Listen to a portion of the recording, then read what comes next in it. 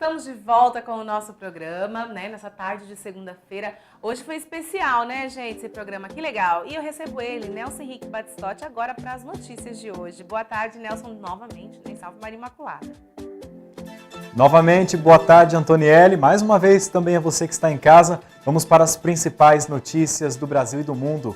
O presidente Michel Temer disse durante o G20 que os países devem privilegiar o comércio e a cooperação multilaterais. Ele também aproveitou o encontro para defender as reformas feitas no Brasil durante o seu governo. Michel Temer falou sobre um dos temas centrais do encontro, a questão do emprego em um mundo cada vez mais tecnológico. Ele disse que as reformas do ensino médio e trabalhista devem ajudar a colocar o Brasil em uma posição privilegiada em relação ao assunto.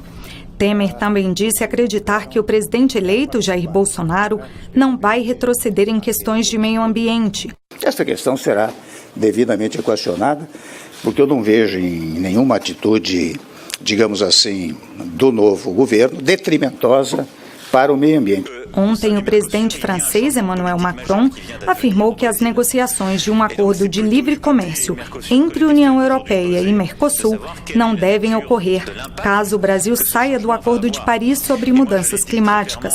Bolsonaro havia dito que pretendia deixar o acordo. Além das plenárias principais, Michel Temer também se encontrou com os primeiros ministros da Austrália e Singapura. Ele participou ainda da reunião dos BRICS, grupo que reúne 5 potências emergentes mundiais: Brasil, Rússia, Índia, China e África do Sul. No discurso, Michel Temer disse que a Organização Mundial do Comércio deve ser a instância para a solução de conflitos comerciais. Ele também destacou a importância do Banco de Desenvolvimento criado pelo BRICS e as parcerias nas áreas de saúde e ciência e tecnologia. No ano que vem, o Brasil assume a presidência rotativa do grupo. E o IBGE informou na sexta-feira que o PIB, Produto Interno Bruto Brasileiro, cresceu 0,8% no terceiro trimestre de 2018, comparado com o trimestre anterior. O resultado coincide com as estimativas dos analistas, que apontaram para um avanço entre 0,7% e 0,8%. O Produto Interno Bruto Brasileiro cresceu 0,8% no terceiro trimestre de 2018, comparado com o trimestre anterior, informou o IBGE. No acumulado do ano, o PIB cresceu 1,1% em relação ao mesmo período de 2017. O resultado coincide com as estimativas dos analistas, que apontaram para um avanço entre 0,7% e 0,8%, explicado principalmente pela fraca base do trimestre anterior. A economia brasileira cresceu 0,2% no segundo trimestre do ano, marcado pela greve dos caminhoneiros e incertezas eleitorais. Ainda segundo o IBGE, no terceiro trimestre, o setor agropecuário cresceu 0,7%, o setor industrial teve variação positiva de 0,4% e os serviços cresceram 0,5%. Em relação ao mesmo período de 2017, o terceiro trimestre deste ano apresentou aumento de 1,3%. O Brasil saiu em 2017 de 2 anos de recessão, com uma expansão de 1%. A expectativa inicial do governo de Michel Temer e do mercado era de que neste ano a decolagem se consolidasse, com um aumento do PIB próximo a 3%. Mas a desconfiança de investidores e consumidores e a greve dos caminhoneiros que paralisaram o país por 11 dias reduziram essas projeções para menos da metade, cerca de 1,39%. E uma pesquisa revela um quadro preocupante. Cresceu a mão de obra infantil nas regiões produtoras de cacau no país. É o que aponta um relatório sobre as condições de trabalho na cadeia produtiva brasileira de cacau e chocolate, lançado na última sexta-feira em Brasília. Os pesquisadores estiveram no Pará e na Bahia entre julho de 2017 e junho deste ano. Esses estados concentram mais de 90% da produção brasileira de cacau.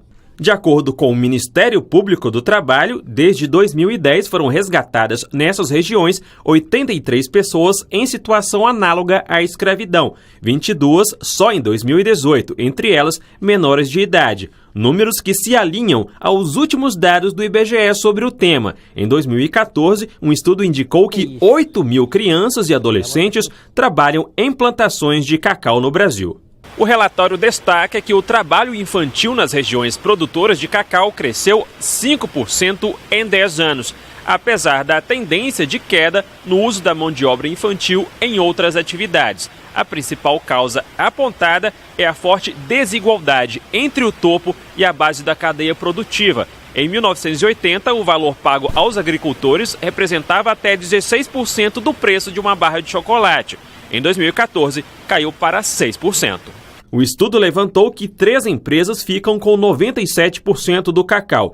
Todas terão que dar explicações ao Ministério Público. O comércio hoje de cacau e chocolate, a gente está falando aí de uma receita de 110 bilhões por ano, é muito dinheiro, e que não é distribuído para quem realmente precisa na ponta.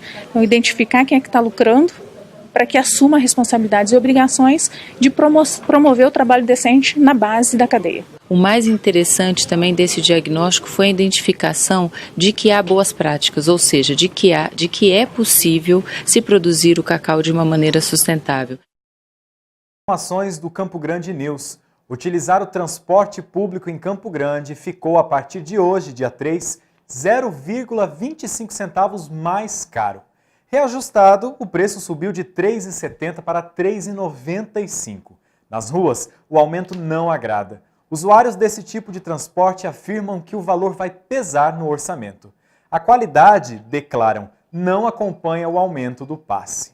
Bom, mudando um pouco de assunto, centenas de manifestantes entraram em confronto com policiais neste sábado na Avenida Champs-Élysées, no coração em Paris, à margem de um novo protesto dos chamados coletes amarelos contra o aumento dos impostos e a queda do poder de compra. Centenas de manifestantes conhecidos como coletes amarelos entraram em confronto com a polícia no coração de Paris. O Arco do Triunfo foi engolido por uma nuvem de fumaça, enquanto os agentes tentavam dispersar a multidão com gás lacrimogênio e canhões de água. Cerca de 5 mil policiais foram mobilizados e no início do protesto, mais de 120 pessoas já haviam sido detidas. Latas de lixo foram derrubadas e queimadas. O acesso de pedestres à Avenida Champs-Élysées era controlado e painéis de madeira protegiam as vitrines.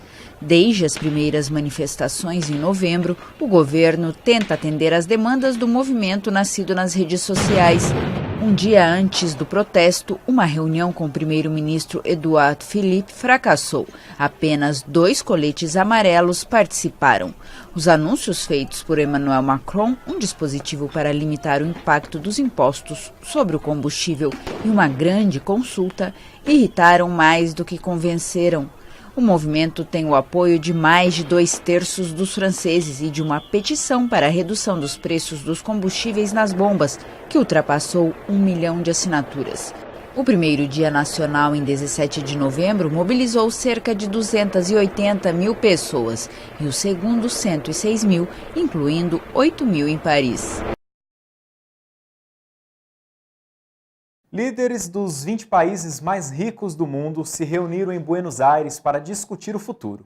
Do assassinato de Jamal Khashoggi à guerra comercial de Donald Trump, muitas questões complexas podem influenciar nas decisões tomadas.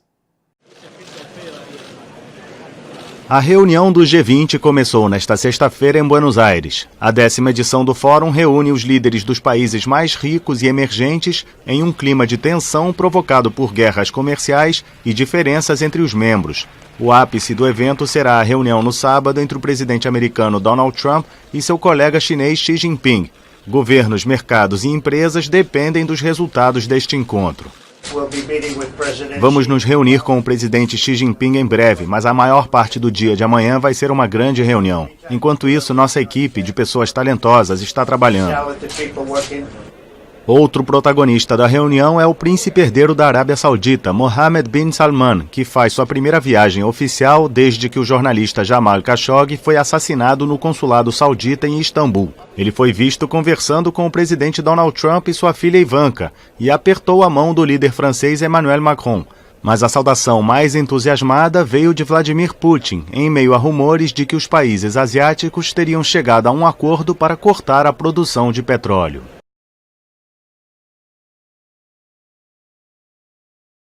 Bom, vamos falar sobre a previsão do tempo e vamos dar uma olhada como é que está o céu em Campo Grande neste momento. Agora são 2 horas, 14 horas e 43 minutos. Como você pode ver aí, Campo Grande, a nossa capital morena, está com o sol entre as nuvens, um céu azulzinho, claro, bonito. Essas são imagens ao vivo aqui da nossa cidade. E a segunda-feira é de sol com possibilidade de chuva isolada, apenas no norte do estado. Nos municípios de Sonora, Camapuã, Rio Verde de Mato Grosso e também Querenos. A umidade relativa do ar em Mato Grosso do Sul poderá variar entre 40% a 85%. As temperaturas se elevaram um pouco mais agora à tarde, com máxima de 33 graus de acordo com o IMET. Em Campo Grande, a máxima prevista é de 30 graus e umidade relativa do ar entre 40% e 80%. Antonielli, estas foram as informações de hoje. Até amanhã, uma boa tarde a todos vocês e salve Maria Imaculada. Salve Imaculada, Nelson, obrigada, viu? Eu também vou ficando por aqui agradecendo o seu carinho, você que esteve ligadinho no nosso programa de hoje. Amanhã nós vamos falar sobre o dogma da Imaculada Conceição. Vamos receber a missionária e marióloga Marlete Lacerda aqui para bater um papo com a gente. Claro, te espero às 1h45. Beijo grande para você que está em casa. Deus abençoe, uma excelente segunda-feira e salve Maria Imaculada. Tchau, tchau, gente. Fica com Deus. Depende de nós. Quem já foi ou ainda é criança, que acredita ou tem esperança, que faz tudo para um mundo melhor.